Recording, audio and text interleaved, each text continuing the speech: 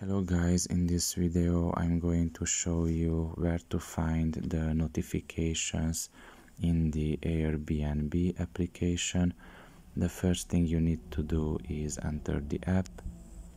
After you have done that and you are in the home page, you should look down below in the right corner and you will find there the profile option.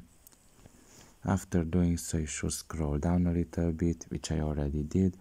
And under the settings option you will see the notifications. Press on it,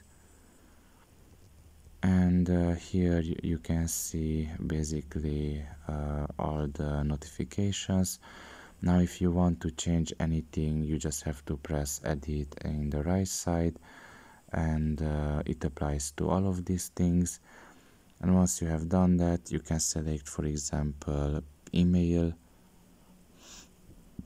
You can press it on and just press anywhere on the screen, and you can see that it was updated. Now it's email and SMS. And also you can see some notifications on the account. You can also edit here anything that you want, and once you're done with it, you can just leave this page entirely. So yeah, this is all about it. I hope this video was helpful to you. Thank you for listening and see you next time. Bye bye.